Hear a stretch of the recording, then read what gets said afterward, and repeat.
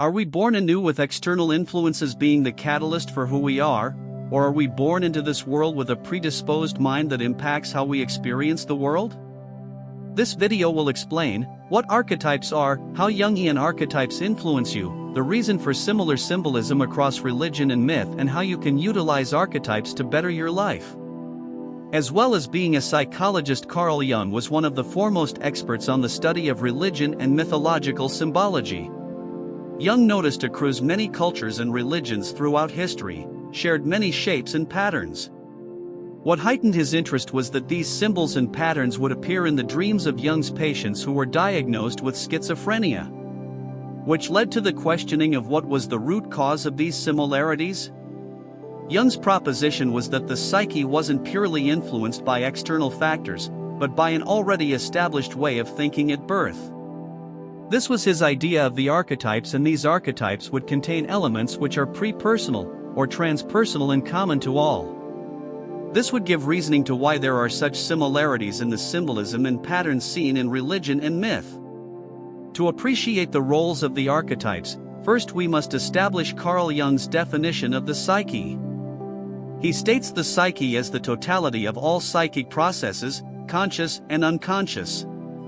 Furthermore, the soul, which is a clearly defined functional complex that can be described best as a personality.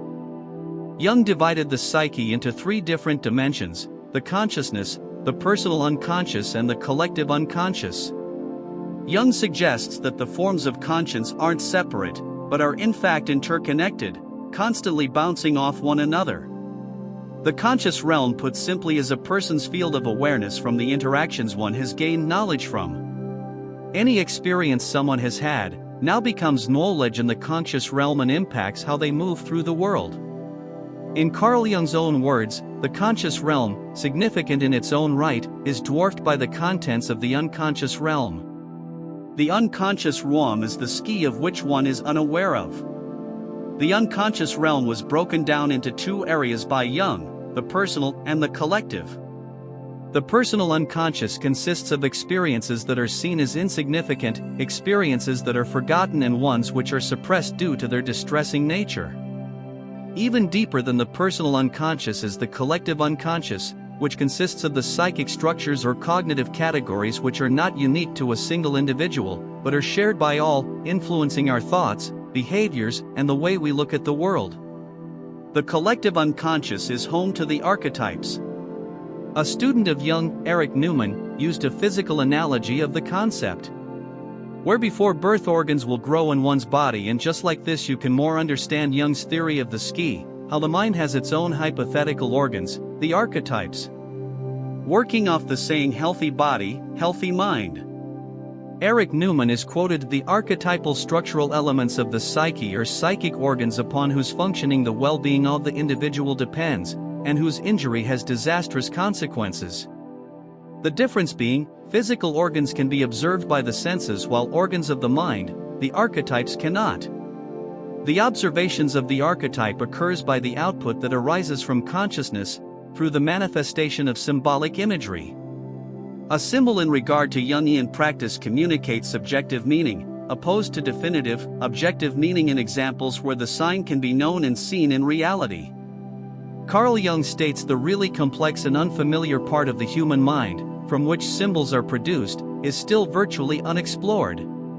It seems almost incredible that though we receive signals from it every night, deciphering these communications seems too tedious for any but a very few people to be bothered with. A man's greatest instrument, his psyche, is little thought of, and it is often directly mistrusted and despised. Its only scological too often means, it is nothing. Chiefly the archetypes don't produce the imagery, but are the structure for which the individual uses to create such imagery. The symbolic images from culture to culture can be marked as insignificant to the untrained eye, but Jung states the symbolism doesn't vary limitlessly and chaotically, thus as one reflects and observes the symbols as they are manifest, knowledge of the psyche can be formed. To understand the symbols which are manifest and what they mean, we will study the central archetype coined by Jung as the self. Its role is to unify the other archetypal structures in the psyche. Its importance, according to Jung, It is the source of many of the symbols in religion and myth. Symbols of a circle with a center, usually with a representation of a quaternity shape present. The self is used to represent what is perceived as God. Themes of the self include wholeness, totality, and the union of opposites. Jung believed that various representations of deities in myths and religions were formed from the self archetype. Not to diminish the meaning of God and claim God to be of man's mind, but to highlight that through the unconscious, religious experience occurs. He believed that the understanding of true God may be beyond human knowledge. Jung theorized the development of archetypes within people came from millions of years of evolution, but also sympathized with the idea that archetypes may not have originated at all and act as a type of transcendental entity. To experience an expansion of consciousness, Jung believed in becoming aware of the symbolism manifested to us in archetypal form, which he also believed happens in every individual. Jung is quoted, "Man's task is to become conscious of the contents that press upward from the unconscious. Neither should he persist in his unconsciousness nor remain identical with the unconscious elements of his being, thus evading his destiny, which is to create more and more consciousness." As far as we can discern, the sole purpose of human existence is to kindle a light in the darkness of more being.